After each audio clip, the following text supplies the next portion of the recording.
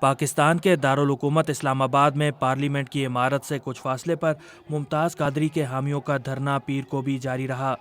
Governor Punjab Salman تاثیر کو قتل کرنے پر سزائے موت پانے والے ممتاز قادری کے چہلم کے سلسلے میں اتوار کو راولپنڈی کے تاریخی لیاقت باغ میں ہزاروں افراد نے شرکت کی، جس کے بعد سینکڑوں کی تعداد میں مظاہرین نے اسلام آباد کا رخ کیا اور رکاوٹیں عبور کرتے ہوئے جب وہ پارلیمنٹ کی عمارت کی جانب بڑھے تو پولیس اور مظاہرین میں جھڑپیں شروع ہو گئیں۔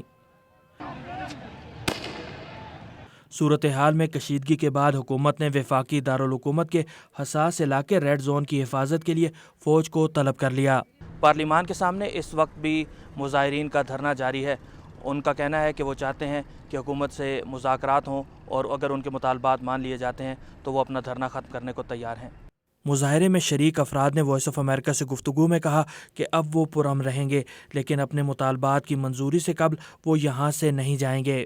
وہاں بھی پرامن ہمارے لوگ رہیں، یہاں بھی ہمارے لوگ پرامن آئے۔ جب ان لوگوں نے شیلنگ کی ہے اور شیل کے ساتھ پھر لوگ جو منتشر ہوئی ہیں اس میں پتہ نہیں کون لوگ تھے، جو بھی لوگ ہیں انہوں نے فائدہ اٹھائے، غیر لوگوں نے فائدہ اٹھا کے ان کے میٹروں کو جو ہے تنصیبات کو جو ہے تباہ کیے اور شیشے توڑے، اور اس کے پورے الزام جو ہے حکومت نے جو ہمارے قائدین اور ہمارے لوگوں پہ لگا دیے۔ لیکن ہم لوگ اس وقت بھی پرامن تھے، ابھی ہمارے لوگ پرامن بیٹھے ہیں، قائدین پرامن بیٹھے ہیں، اور ہمارے قائدین یہی چاہتے ہیں کہ حکومت کے لوگ آئیں ہمارے ساتھ بات کریں۔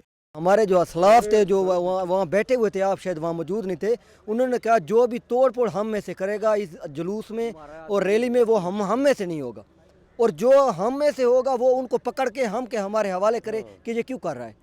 یہ املاک کو نقصان پہنچانے کی ہمیں ضرورت نہیں ہے، ہم نے اپنا موقع پیش کرنا ہے اور اس موقع پہ ڈٹنا ہے، اور اس موقع پہ ہم نے اپنا جو ہے نا اصولی جو ہے وہ حق حاصل کرنا ہے۔ اہم سرکاری عمارتوں اور سفارت خانوں پر مشتمل وفاقی دارالحکومت کے علاقے ریڈ زون میں اب فوج تعینات ہے۔ محمد اشتیاق، وائس آف امریکہ، اسلام آباد۔